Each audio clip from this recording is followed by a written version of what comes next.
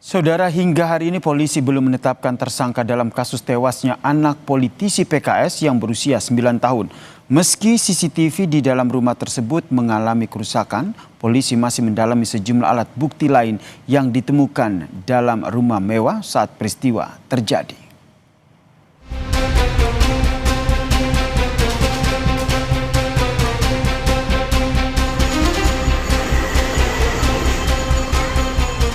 Kasus tewasnya bocah laki-laki berusia 9 tahun dalam rumah mewah di Cilegon, Banten masih menjadi tanda tanya. Di dalam bangunan megah dan mewah ini, MAHM harus meregang nyawa akibat sejumlah luka tusukan dan lebam di tubuhnya.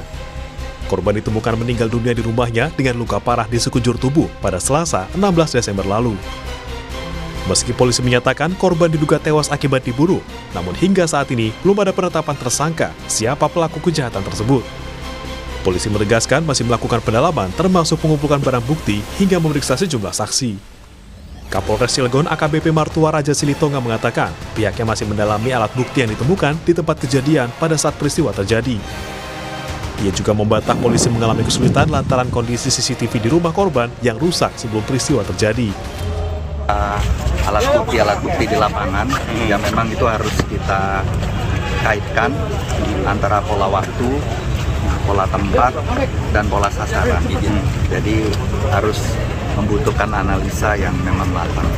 Enggak juga kesulitan, meskipun CCTV itu mati di dalam rumah, tapi kami insya Allah bisa berupaya maksimal dalam masalah perkara ini. Kriminolog Universitas Indonesia Hanifah Hasna menyebut sejumlah kemungkinan bisa saja terjadi untuk mengungkap siapa pelaku pembunuhan.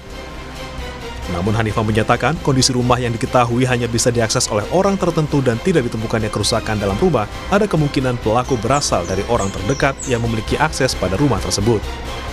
Nah, rumah hanya bisa diakses oleh orang-orang tertentu dan tidak ada tanda kerusakan, sehingga pelaku sangat mungkin berasal dari orang-orang dari lingkaran yang paling dekat dengan korban.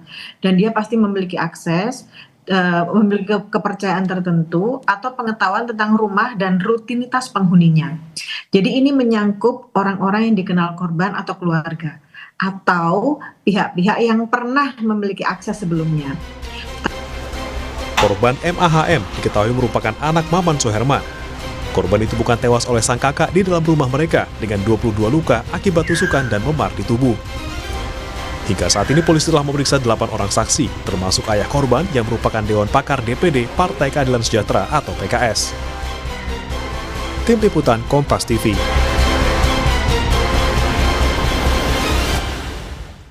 Lalu seperti apa mengungkap kasus tewasnya anak politisi di dalam rumah mewahnya? Kami membahasnya bersama mantan Kabar Reskrim Polri, Komjen Purnawirawan Susno Duaji. Selamat petang Pak Susno. Selamat petang Mbak Cynthia, selamat petang para pemirsa. Pak Susno, kalau kita melihat kasus ini, belum ada tersangka dan CCTV diketahui disebutkan tidak berfungsi. Untuk kasus seperti ini apa sebenarnya faktor kesulitannya Pak Susno biasanya? Baik ya, jadi pertama karena kasus ini bukan tertangkap tangan ya, tapi jelas kasus ini adalah pidananya adalah pembunuhan gitu. Tinggal mencari siapa tersangkanya.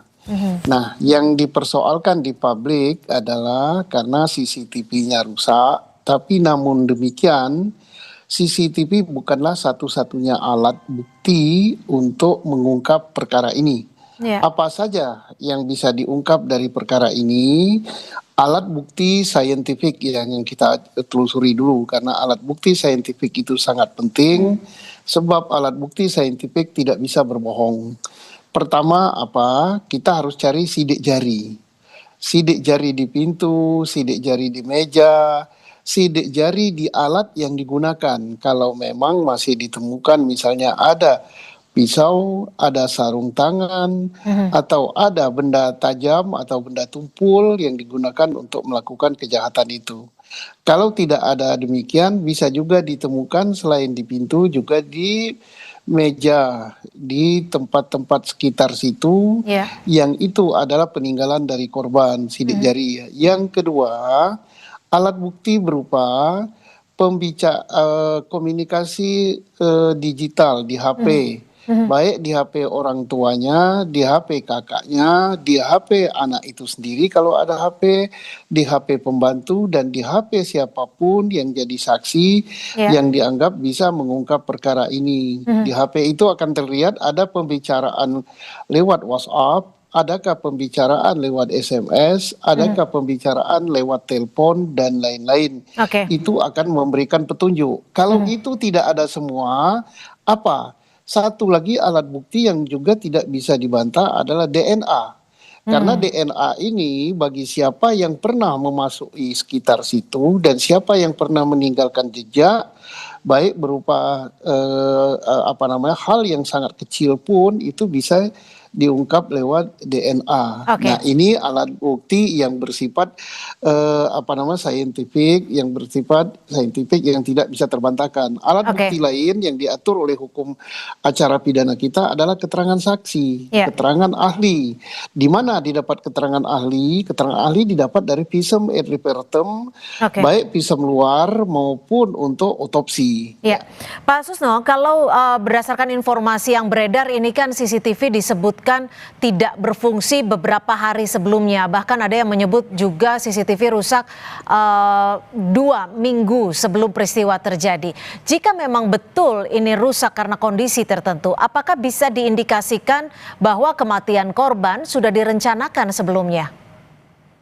Bisa jadi. Nah, jadi caranya bagaimana untuk mengungkap itu? Pertama, dikaitkan kapan CCTV itu rusak gitu. Nah, untuk mengetahui kapan CCTV itu rusak itu tidak bisa kita perkirakan 1 minggu 2 minggu, tapi dilihat di database yang ada di CCTV itu kapan dia mulai tidak berfungsi dan siapa yang terekam terakhir pada saat CCTV itu tidak berfungsi lagi. Nah, mungkin itu bisa memberikan petunjuk. Di samping itu, biasanya di sekitar komplek, kalau ini komplek perumahan, di situ ada CCTV gitu di sekitar situ. Maka akan bisa terlihat kendaraan siapa, kendaraan apa, atau siapa yang dianggap bukan penghuni sana atau orang asing atau siapapun juga yang memasuki lokasi itu yang mendekati rumah TKP. Nah, itu juga memberikan petunjuk. Pak Susno, ini kan kalau dilihat dari peristiwa yang terjadi hingga mengakibatkan seorang anak meninggal dunia dengan sejumlah luka dan diketahui bahwa tidak ada barang yang hilang, bahkan ponsel yang ada di rumah pun masih berada di tempatnya, tidak ada kerusakan. Apakah memang ini bisa dijadikan indikator kuat bahwa pelaku yang melakukan pembunuhan ini adalah orang yang dikenal yang memiliki akses untuk ke rumah tersebut? Jelas ya, karena pertama kita kesampingkan masalah kriminal terkait dengan pencurian ya. Tidak ada satupun barang yang hilang. Berarti dugaan motif daripada perkara ini adalah banyak ke arah untuk menyakitkan keluarga korban, membuat sakit hati atau balas dendam atau apalah gitu kan. Nah, karena apa gitu? Tidak ada barang yang hilang. Nah, sekarang kita mencurigai bahwa orang yang dekat yang masuk ke sana karena rumah itu sangat aman gitu, sangat tertutup. Ya, bisa jadi rumah yang dianggap sangat aman kemudian tertutup dari pagar, tertutup di komplek itu si pemilik rumah abai gitu, tidak mengunci rumahnya gitu, orang bisa masuk dengan lompat pagar dan sebagainya, atau justru mungkin pintu gerbang depannya tidak dikunci, jadi tidak boleh kita langsung mengatakan, mengambil kesimpulan ini orang yang berada di dalam rumah para pelakunya, bisa yang di luar rumah gitu.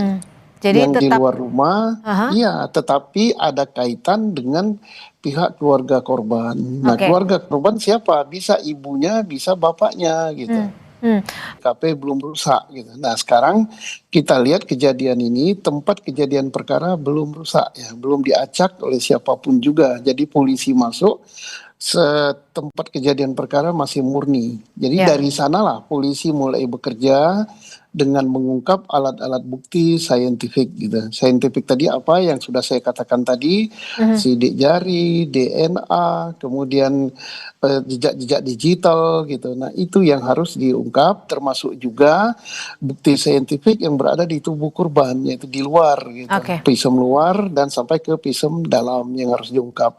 Baru Ya. dicocokkan dengan keterangan saksi-saksi, baru mengerucut dia ke siapa kira-kira yang sangat dekat dengan peristiwa Baik. ini. Baik, terima kasih Komjen Purnawirawan Susno Duaji, mantan Kabar Eskrim, sudah berbagi perspektif dan juga insight di Kompas Petang. Selamat sore, Pak Susno. Selamat sore Mbak Cynthia, selamat sore para pemirsa sekalian. Usai jeda, Saudara, Kompas Petang hadir dengan informasi